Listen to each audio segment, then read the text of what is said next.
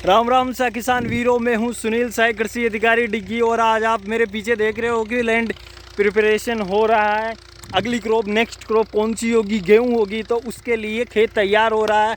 इस खेत के अंदर पहले FIM यानी कि फार्म यार्ड मैन्योर यानी कि गोबर की खाद डाली गई है। करीबन इसके अंदर 50 टन से 70 टन के आसपास गोबर की खाद डाली गई है, जिससे खेत काफ़ी बुरबुरा हो गया। अभी आपको दिखाऊंगा मैं नेक्स्ट जो क्रॉप अपनी, उसके लिए बहुत बेनिफिशियल रहेगा। जो पहले इसके अंदर प्रीसीडिंग क्रॉप थी यानी कि पिछले वाली क्रॉप थी, वो थी ज्वार। तो ज्वार क्या करती है, सारे न्यूट्रिएंट को एक्सप्लॉइट कर लेती है यानी कि सॉइल से खींच लेती है। तो उसके कारण क्या होता है, उसके अंदर न्यूट्रिएंट की आवश्यकता ज़्यादा होती है उस फील्ड के अंदर। तो अपन ने क्या किया, इसके अंदर गोबर की खाद मिला दी है और अब पीछे की तरफ ट्रैक्टर चल रहा है और कुड़ी निकाल रहा है। कुड़ी कैसी निकलती है वो भी मैं आपको दिखाऊंगा, कैसे फील्ड तैयार हो रहा है ये गेहूं का। और ऑर्गेनिक फील्ड है ये बिल्कुल, इसके अंदर 0 केमिकल, 0 फर्टिलाइज़र डोज है। और आपको दिखाता हूँ मैं, ये देखिए पूरा खेत बुरबुरा हो रखा है। और आप मेरी जूती के आसपास देख रहे होंगे कितना खाद इसके अंदर डला हुआ है। पूरा बुरबुरा हो रखा है खेत।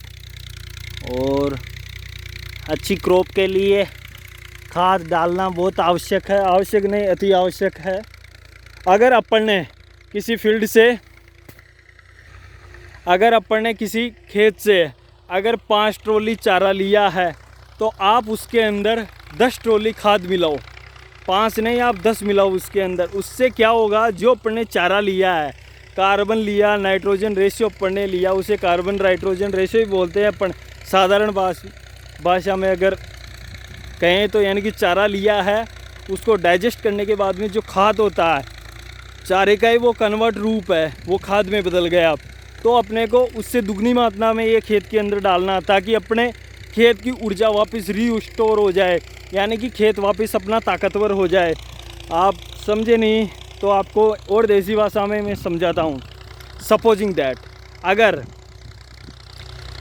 मेरे शरीर से अगर मैं 2 यूनिट या 4 यूनिट ब्लड डोनेट करता हूँ, समझ रहे हो ना, अगर मैं ये 2 या 4 यूनिट ब्लड डोनेट करूँगा तो मेरी बॉडी के अंदर खून की कमी होगी कुछ दिन के लिए। फिर ऑटोमेटिक नहीं होता वो, जब अपन फूड खाएंगे, फूड से नया खून बनेगा, नए खून से नई ऊर्जा पैदा होएगी। उसी प्रकार अपना खेत है, अपन ने इससे प्रोडक्ट ले लिया, ज्वार ले ली, मक्का ले लिया, गंवार ले लिया, बाजरा ले लिया, कुछ भी ले लिया, मूंग ले लिया, XYZ कोई सी भी क्रॉप ले ली। तो उसके बाद में अपने को क्या करना, वापस इसको ताकत प्रदान करनी है।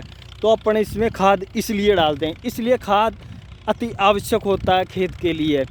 एक तो इसकी फिजिकल यानी कि भौतिक दशा सुधरती है, रासायनिक सुधरती है, और जैविक दशा के लिए अति आवश्यक है। केचुए ऑटोमेटिक ही आ जाएंगे इसके अंदर। जैसे इसके अंदर अभी आप देख रहे हो, राजस्थान के अंदर क्लाउडली मौसम हो चुका है। आज शाम तक या कल शाम तक बारिश आ जाएगी। वापस सारे खेत, आप पीछे की साइड चारों तरफ देख रहे होंगे, सभी खेतों के अंदर गेहूं किसान भाई बोएंगे। तो आपको बताएंगे। ये था लैंड प्रिपरेशन, और कुड़ी कैसे निकालते हैं वो भी आपको दिखाते हैं अपन।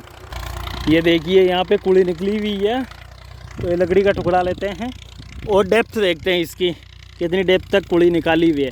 कुड़ी के अंदर एक सिंपल लोहे का या फिर लकड़ी का पाटा होता है, पीछे की साइड है। आजकल लोहे का पाटा यूज में लेने लग गए किसान, हमारी तरफ तो अजमेर के अंदर, क्योंकि जो लकड़ी का पाटा होता है उससे क्या होता है, उसमें दीमक लग जाती है गर्मियों के अंदर, तो वो पाटा ख़राब हो जाता है।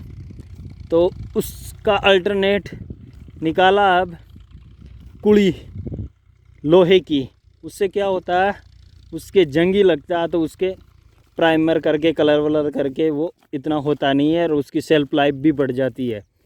और कुड़ी में क्या, वो टूट जाती है, तो उसका मेंटेनेंस पैसा जैसे 20-25 हज़ार उसका लगता है, तो 40 हज़ार लोहे की लगता है, तो लोहे वाली कुड़ी का लगता है। तो आयरन कुड़ी होती है तो वो ज़्यादा टाइम तक चल पाती है, और लकड़ी वाली जैसे भीग जाती है, कहीं ज़्यादा टूटने का उसमें ज़्यादा खतरा रहता है। तो ये देखिए, ये पूरा करीबन 6 से 8 सेंटीमीटर से भी ज़्यादा लग रहा है मेरे को, तो इतनी गहरी कुड़ी चल रही है। और गीला आप देखिए, फुल गीला निकल रहा है। और अब इसमें गेहूँ बोएंगे, इसमें वाटरिंग करके उसके बाद में गेहूँ लगाएंगे। बिल्कुल ऑर्गेनिक, अच्छी तरह खाद मिल चुका है। और ट्रैक्टर आ रहा है, वाटर पंप है 245 1980 मॉडल, 1980 में आया था ये मॉडल उस ज़माने का, अभी तक भी सर्विस दे रहा है ये देखो, यह है लोहे की कुड़ी।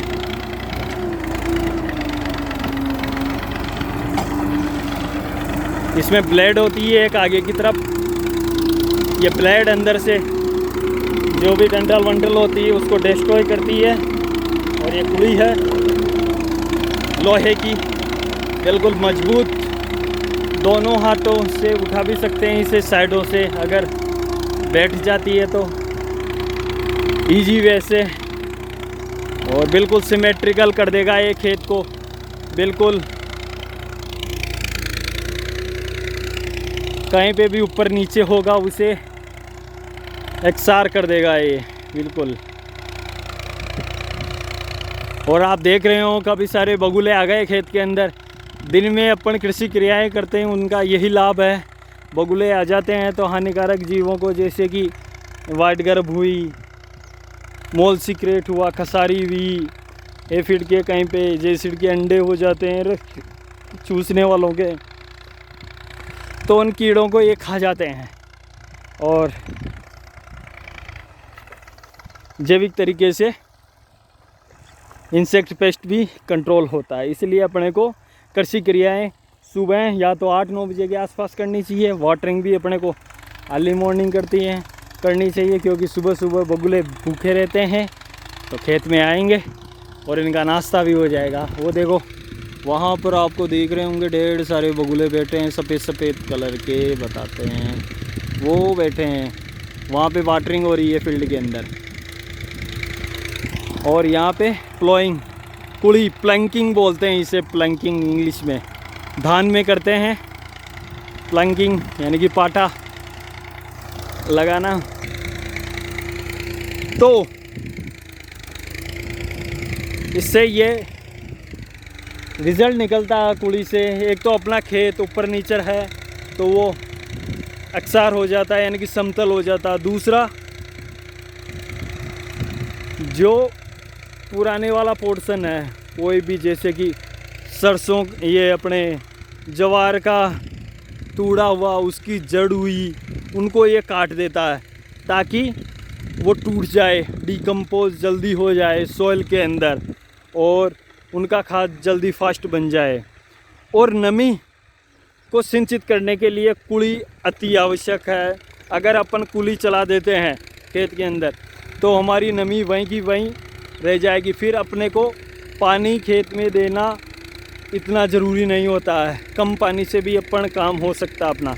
अगर हाँक के और चौक के अपन छोड़ देते हैं फील्ड को तो सारा मॉइस्चर चला जाएगा। और उसके ऊपर अगर कुड़ी निकाल दी जाती है तो उसे कहते हैं आले को दबाना, यानी कि जो गीला होता है उसको अपन ने सॉइल के अंदर दबा दिया, सरफेस कर दिया, एक लेयर आ गई है उसके ऊपर। तो जैसे सनलाइट आएगी गिरेगी पर अंदर नहीं जा पाएगी, उससे अपना जो मॉइस्चर होता है वो मेंटेन रहेगा। और जो अपन रेल नहीं करेंगे, यानी कि फर्स्ट वाटरिंग करेंगे, क्या बोलते हैं उसे, जयपुर इधर की साइड तो क्या करते हैं, डायरेक्ट ही आजकल बीज डाल दिया और फव्वारे चालू कर देते हैं। पर ये ब्लैक सॉइल है, इसके अंदर पहले एक पानी पिलाया जाता है सॉइल को पानी पिलाने के बाद में उसका जोत निकाला जाता है। जब वो बह जाता है, जब बिल्कुल बुरबुरा हो जाता है खेत, तब और उसके बाद में इसके अंदर ये क्रियाएं की जाती है, जैसे कि उड़ना, क्यारियाँ बनाना, ये बाद में होता है। और इससे एक फ़ायदा ये भी है किसान वीरों, अपने वीड उगेगा नहीं, यानी कि कचरा उगेगा नहीं खेत के अंदर, अनाप शनाप बिल्कुल। जो अपन ने फसल बोई है, फसल का दाना जो गिराया है, गेहूँ है तो गेहूँ ही उगेगा, उसके अलावा कुछ नहीं उगेगा। एक बात और है, अजमेर ज़िले का और भीलवाड़ा के अंदर ये कुड़ी ज़्यादा चलती है, जैसे नागौर हुआ, शिखर हुआ, जयपुर हुआ, दौसा हुआ, इधर की तरफ क्या करते हैं किसान भाई, हल के पीछे ही पाठा लगा देते हैं और उसे गिरा देते हैं। उसका कारण है, उसके पीछे क्यों करते हैं वो ऐसा इसलिए करते हैं, एक तो वहाँ की लूज सॉइल है। लूज सॉइल का मतलब बुड्ढा मिट्टी है, बुड्ढा मिट्टी का मतलब रेतीली बलुई ज़मीन है, बलुई दोमट माटी है। तो वो क्या करती है, आराम से टूट जाती है, लकड़ी के पट्टे से आराम से टूट जाता है। और जो ब्लैक सॉइल होती है उसमें क्या होता है, टूटता नहीं है आसानी से। उसको या तो आप बिल्कुल प्रेशर दो, फुल प्रेशर दोगे तभी वो डेला टूटेगा और समतल नहीं होएगा खेत। झाड़ भी बहुत सारे होते हैं खेत में, उनको भी अंदर से काटना पड़ता है, उसके लिए भी ये आवश्यक है। इसलिए इधर कुड़ी ब्लेड वाली यूज़ में लेते हैं, ये कारण है। और दूसरा है जो अपनी मॉइस्चर को मेंटेन करने के लिए कुड़ी का उपयोग लिया जाता। तो राम राम सा किसान वीरों, खम्मा गणिसा।